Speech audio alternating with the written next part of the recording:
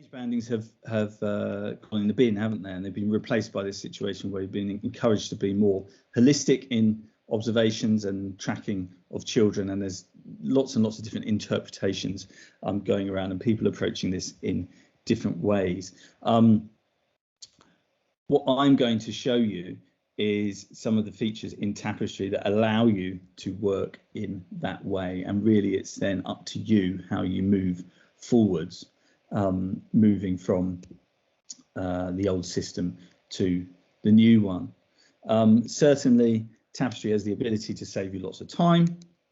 Parental engagement is obviously a really strong point of Tapestry. Point 2, I talked about the features you might want to use, and talking about what you choose for your setting. You know, I'm going to talk about the app and the web access that you've got on Tapestry in a moment as well. But again, there's a lot to consider in terms of the equipment that you use, in terms of the flow of how these observations are made, how the other parts of Tapestry are used, who's doing what when is a desktop computer or a laptop computer used, when is a handheld device used, what sorts of devices are best for Tapestry. I'll talk about that in some detail in a moment, because it's not, unfortunately, it's not as simple as we might hope. Point 3, observations and flags. Well, observations haven't changed that much, but the flags element of EYFS allows you to track with the new frameworks in a very stripped down way. So that's actually quite refreshing and useful. And point 4, you've got areas of concern, which is a section of Tapestry, which is quite impressive, really, I think, when you look at it and understand how it works. And you've also got this reflections aspect in Tapestry, which is something to bear in mind in terms of your use of this overall. So a screen here just to show you and get you to start to think about the different ways that you can access Tapestry. And perhaps you've probably thought about these things in the past anyway, if you're a more experienced Tapestry user. The app, which is available on you know, Apple devices or Android devices, Amazon devices as well, I believe. It is supposed to be a simple way to upload and adjust observations, and that's about all it does. I mean, it's purposefully limited. There are some things that we'd like to appear on there in addition, and you know, it gets updated periodically. Some people find the app really useful, some people don't. If you jump over to the right there, the web browsers, well, that's the most powerful way to access Tapestry. You're going to get everything that you want in there. Some people find that accessing that on a handheld device is a little bit sort of more clunky than the app, a little bit less responsive maybe. Some people find that it works fine for them, but certainly the web browser is the way to go in and adjust all of the tricky settings that you might want to adjust for your setting. The camera in the middle there is worth mentioning, always worth mentioning.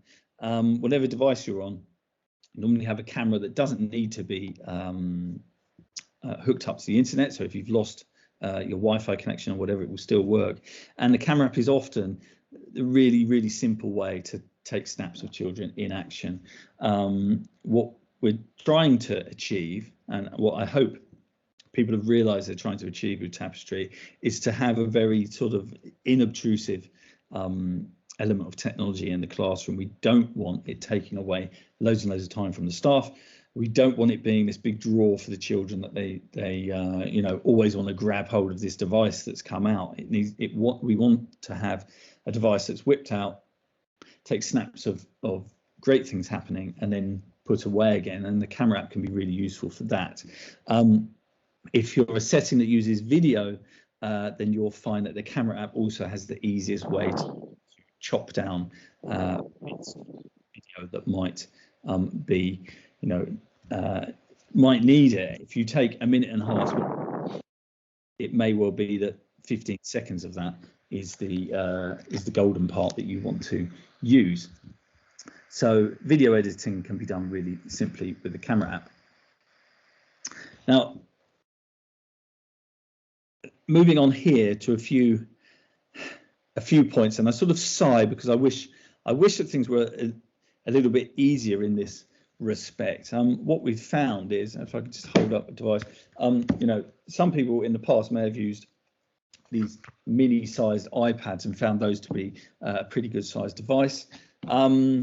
In more recent times, unfortunately, Apple have made those mini devices really, really expensive. They've kind of given them quite good specifications and decided to charge people a lot of money, which is, you know, we would, you know, you might not be surprised from Apple that they certain some of their stuff costs a lot of money. But you got to the point where you can buy one that's a larger size, but it's cheaper. But actually having a device that's really large that you're picking up and using to take photos of children isn't really that great for the discreteness that we want. So it's possible that you might, and I know that some settings are sort of considering the equipment that they use, it's possible that you might think about using a phone that you put a SIM card into and take out of, because you put a SIM in, it activates it, and then you can use it.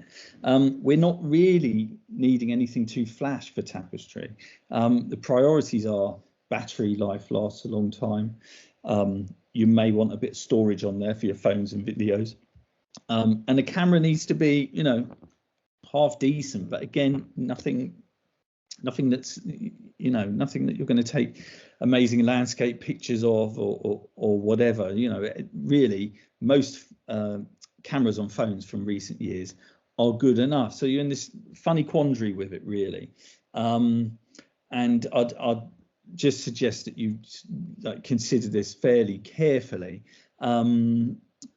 If your staff are all used to Apple devices and they want Apple devices, well, then maybe there's an argument to get hold of some refurbished, newer Apple devices. Maybe you might get an Apple device that's quite old, like this phone, which is an old SE one, which you can pick up for less than £100 for a refurbished one. It's not going to last you in the long term quite as long, but I have to say some of that Apple equipment seems to last longer than the Android stuff does. Having said that, you can pick up you know, budget priced Android phones that can cost you, you know, less than 200 quid, and they really be quite powerful and give you a good length of time. I don't have the ideal answer for that situation. I would say you don't want to spend too cheap, but at the same time, you don't want a device which is just this big, large thing that nobody wants to really use that often because it's in the way. So if you want to talk about that a bit more later, then please bring it up. It's a source of constant thought for me, and frankly, I wish that Apple would produce something small and workable just for this type of thing, rather than going for the big bucks sale. But obviously, that's not the way that's going to go for them. I don't think Tapestry users are priority for Apple right now. Remember, you've got laptops and desktops to use at different times, and also remember this dictate function, which is often forgotten. Shown there on the right, you've got an Apple keyboard and an Android keyboard there. Often it's tap the button, speak into the phone, and keep on speaking, and it should change your voice into text for you. And lots of us use this for sending people messages.